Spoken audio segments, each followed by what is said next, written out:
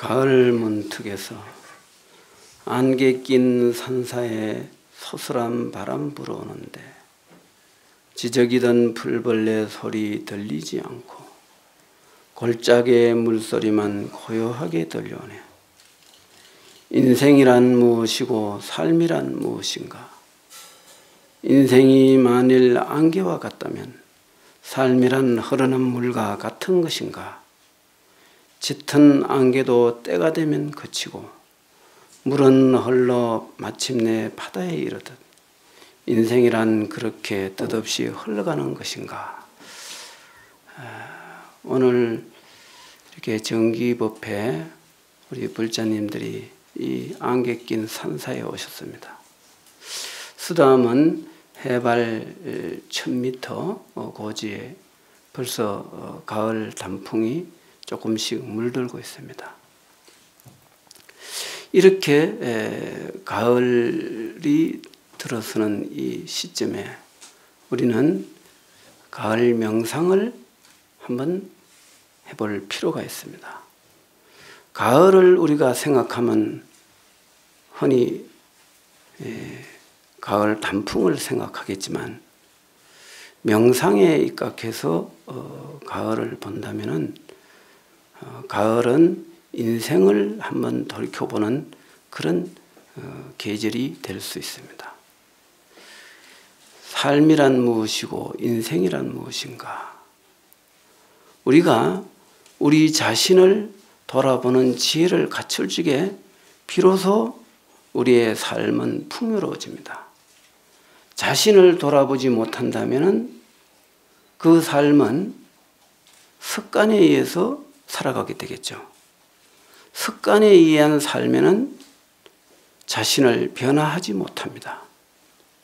우리가 부처님 가르침을 배우는 것은 잘못된 우리의 오랜 윤회에 의한 습관을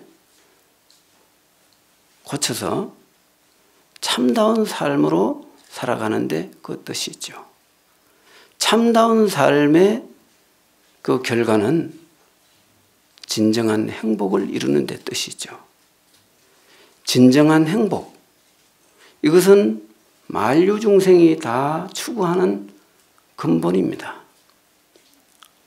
어떻게 해야 우리는 진정한 행복을 이룰 것인가? 여기 자기를 돌아보는 지혜가 필요합니다. 자기를 돌아보는 사람은 헛된 삶을 살지 않습니다. 그러나 우리가 현실 경계에 좋고 나쁜 그런 경계에 끄달려 산다면 거기 지혜를 일으킬 수가 없어요. 3000년 전에도 이랬고 3000년 후에도 이와 크게 다를 게 없는 삶이 중생들의 삶이라고 할 수 있죠. 어떻게 우리는 그러면은 인생을 돌아볼 수 있는가? 흔히 사람들은 인생이라고 한다면은 육체와 정신의 결합된 존재로 이렇게 생각하겠죠. 육체를 움직이는 그 정신이 있으므로 육체가 움직이고 육체가 있으므로 정신이 활동을 하게 되겠죠.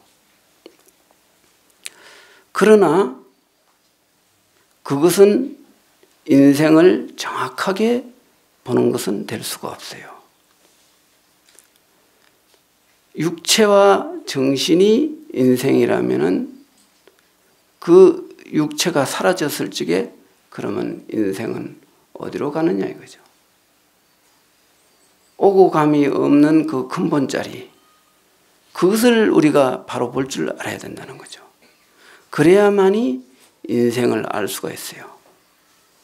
세속적인 그 관점에서 인생을 볼 수도 있겠지만은 그것은 인간이라는 그 사유에 의한 그 견해지 인간의 본질을 바로 보인 것은 아니라는 거죠.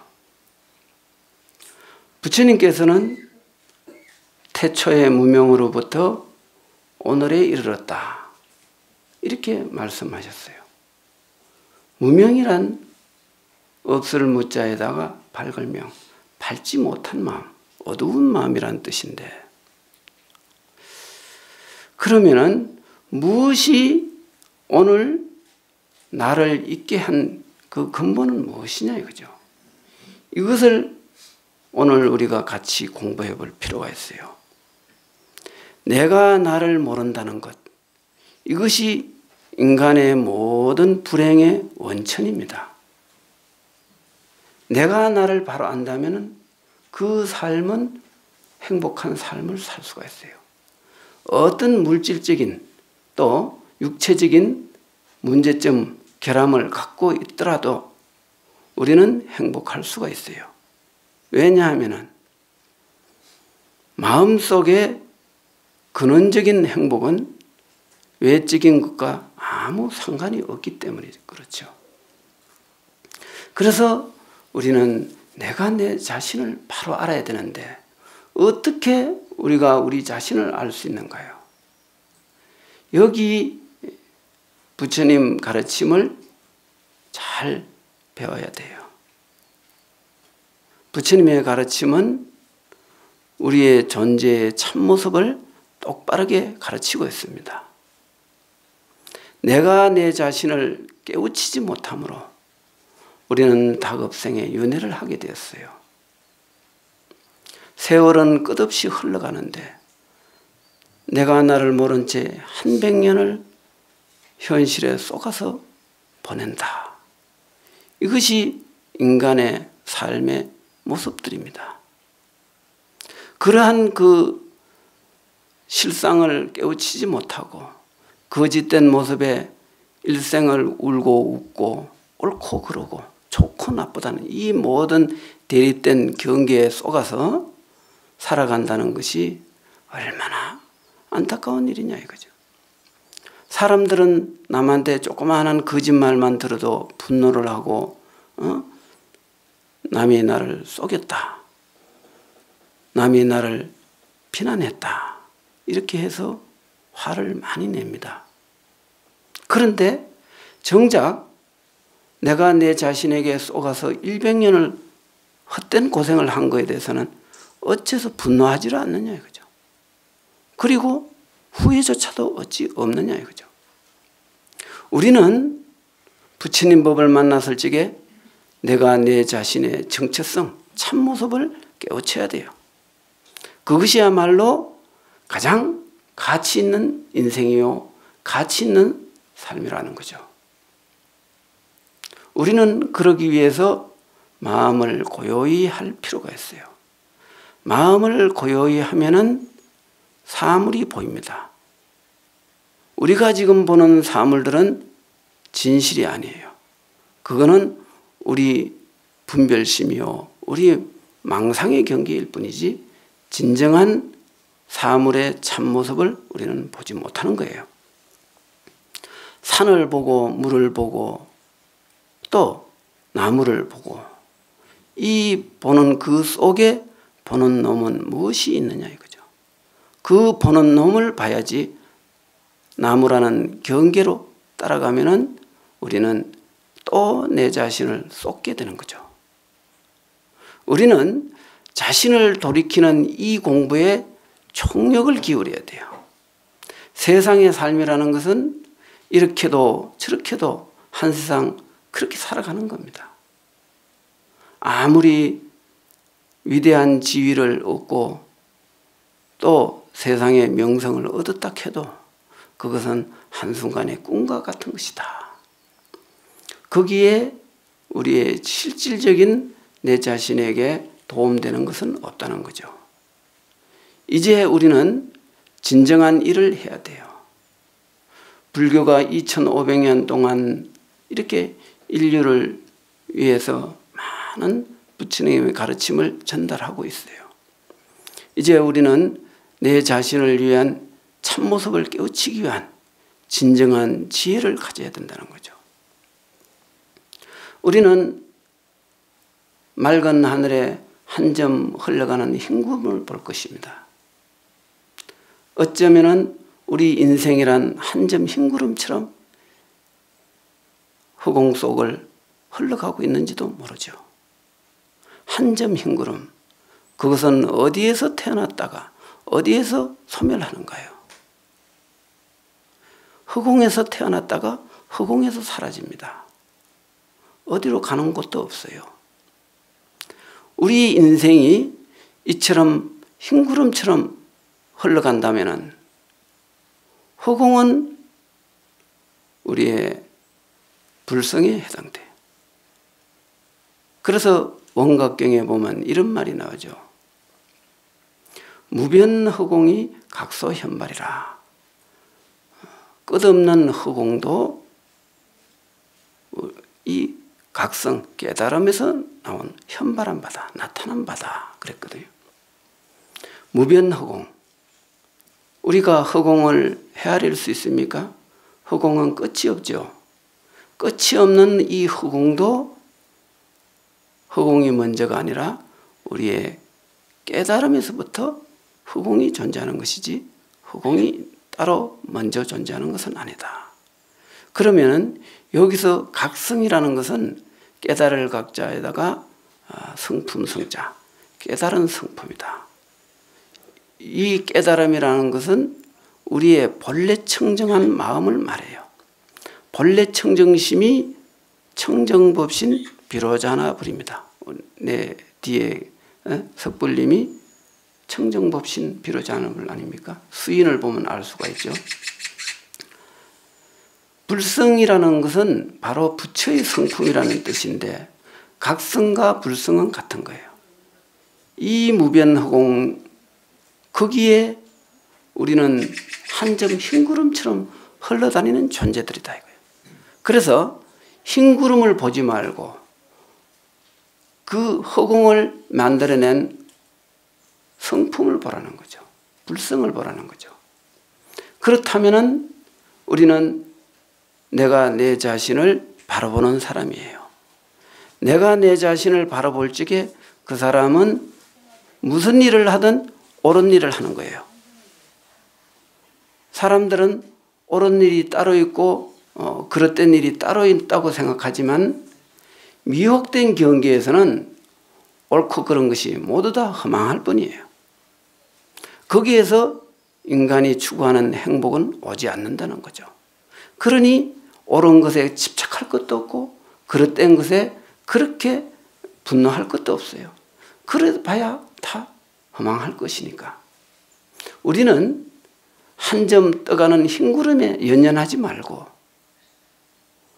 그 구름이 흘러다니는 바탕은 바로 성품짜리라 이거예요. 성품짜리를 바로 보면은 허공을 바로 볼 수 있고 허공을 바로 보는 사람은 성품을 바로 볼 수 있고 성품을 바로 보는 사람은 자기를 바로 볼 수가 있어요. 그래서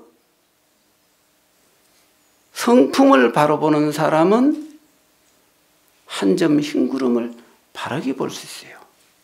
그렇게 된다면 흰구름이 곧 허공이요 허공이 곧 흰구름이라는 둘 아닌 이치를 깨우치게 된다 이거죠. 그것이 우리의 본래 고향이요 나의 근원자리요 우주만법의 근본 이치라는 거죠. 내가 이처럼 내 자신을 바로 보는 이 경계 안에서 모든 만법이 진실로 존재하는 겁니다. 그렇게 되면은 옛 선사들은 이런 말을 했죠. 삼라만상 두두물물이 다 부처 아님이 없다 그랬거든요. 일체 만법을 부처로 보는 것, 그것이 바로 불성을 또 각성을 허공의 성품을 바로 보는 것이다. 이렇게 볼 수 있죠. 그 원각경에 보면 이런 말이 있어요. 한진이 멸고로 한멸이 영멸이요 한멸이 멸고로 비하는 불멸이다 그랬거든요. 나는 이 말을 굉장히 중요하게 생각하는 사람이에요. 한진인 헛개비와 같은 티끌 세상 이치를 말하겠죠. 그것이 멸할 적에 한과 멸도 멸한다고 하는 그 멸까지도 또한 영멸이라 또 없어져요. 그러면은 이거는 무슨 말이냐면은 우리가 허망된 경계에 집착심을 소멸한다면은 허망된 경계에 그 마음이 멸했다는 그 마음까지도 영멸해라. 또한 소멸했다는 뜻이에요. 그래서 한멸이 환과 멸이 멸한 고로 비하는 불멸이라. 환 아닌 것은 멸하지 않는다. 왜? 그것은 영원한 것이니까. 영원한 성품이기 때문에 그렇다. 이 비한 불멸, 환 아닌 것은 소멸되지 않는다. 영원하다. 그랬거든요. 비한 불멸이 바로 각성입니다. 깨달을 각자의 성품 성자. 우리의 참 성품만이 깨달은 성품을 진성이라고 할 수 있어요. 참된 성품이다. 혹은 진공묘유라고 할 수도 있어요. 진공. 텅 비었지만 거기 아무것도 없는 빈 것이 아니라 바로 그 빈 자리가 진실한 성품으로 충만되어 있다. 성품자리 그 자리를 말하는 거죠. 그래서 우리는 그러한 진공의 이치에 입각해서 살아가면은 그의 모든 행동은 다 묘유의 작용이 돼요. 말하자면은 묘유라는 것은 부처의 행위요, 진공이라는 것은 불심을 말하고 묘유라고 하는 것은 불행을 말한 거죠. 부처님 행, 묘행이라고 할 수도 있고 묘유라고 할 수도 있습니다. 우리가 그는 자리에 입각해서 살아간다면은 거꾸로 된 것도 없고 바로 된 것도 없어요. 선악 일체 중생계에 대립된 개념의 세계를 초월한 경계에 들어간다 이거죠. 그 경계에 들어갔을 적에 비로소 생사윤회라는 헛개비 같은 망상을 지어버리고 생사윤회를 초월하는 길을 얻게 된다 이거죠. 생사윤회라는 것은 우리들이 지금까지 가지고 있는 착각이요, 망상이요, 허망된 마음이라는 거죠. 이 허망된 마음을 놓아버리면은 바로 각성이 돼요. 우리는 이러한 각성을 깨우치기 위해서 그리고 그 체득하기 위해서 부단히 노력을 해야 됩니다. 이것은 이론이 아니에요. 이론으로는 결코 도달할 수가 없습니다. 부처님의 가르침은 우리가 실천 수행을 통해서만이 얻어질 수가 있어요. 그러기 위해서는 우리가 부처님의 가르침을 좀 배워야 되겠죠. 왜냐하면 부처님의 가르침을 통해서 우리는 생각하고 행동하고 어묵동정의 모든 행동들이 잘못됐다는 것을 알게 되고 알게 됐을 적에 그것을 놓아버릴 수 있는 근거가 돼요. 모르면은 현실에 집착해갖고 그것이 인생의 전부인 양 착각을 하고 전도몽상에 빠져서 허송세월을 한다 이거죠. 우리는 비록 지식이지만 부처님 가르침을 통해서 허망한 우리 경계를 바르게 깨우치고 거기서 벗어날 수 있는 노력을 할 수가 있다는 거죠. 그렇게 되면은 진공묘유의 삶을 살아갈 수가 있어요. 이것이 내가 나를 바르게 명상하는 것이고 바르게 깨우치는 것이고 인생을 바로 보는 사람이에요. 인생은 결코 정신과 육체의 가합으로 그것이 존재하는 것이라고 단순히 그렇게 봐서는 안 된다. 그 정신과 육체가 근거하고 있는 근원자리를 봐야 된다는 거죠. 우리가 사물을 보고 생각한다면 생각하는 그 근원자리를 보라 이거죠. 그래야만이 현실을 바르게 볼 수가 있고 내 자신을 바르게 볼 수가 있어요. 그러면은 그것을 바르게 보기 위해서는 어떻게 해야 되느냐? 먼저 우리는 마음 가운데 세속적인 그 경계에 대한 집착심과 그것이 삶의 전부라는 잘못된 인식을 놓아버려야 될 필요가 있어요. 그러기 위해서 우리는 이 산사에 찾아서 스님의 법문도 듣고 또 경전도 배우고 가르침을 배울 필요가 있는 거죠. 그렇게 하기 위해서 우리는 또한 마음을 먼저 경계에 집착된 마음부터 놓아버려야 되겠죠. 그런 마음에서 부처님의 가르침이 전해질 수 있습니다. 마음이 경계에 집착심을 가지고는 부처님의 뜻을 이해하기가 어렵습니다. 왜냐하면 흐린 물 속에 맑은 물을 넣어도 흐린 물이 맑아지기가 어렵거든요. 물론 오랜 세월 끊임없이 맑은 물을 집어넣으면 결국은 맑아지겠지만 중생심은 조금 하루를 맑혔다가 이틀을 더럽히니 그 맑음이 지속될 수가 없다 이거죠. 그래서 우리 불자님들은 이제 한편으로는 부처님의 가르침을 배우지만 한편으로는 그 가르침대로 실천하려고 하는 강렬한 노력이 있어야 돼요. 그것이 우리가 이 가을에 진정으로 내 자신을 살펴보고 내 자신의 그 삶의 명상을 한번 가져보는 그 시간이 되어야 됩니다. 오늘 법문은 요거로 마치겠습니다. 승불하십시오.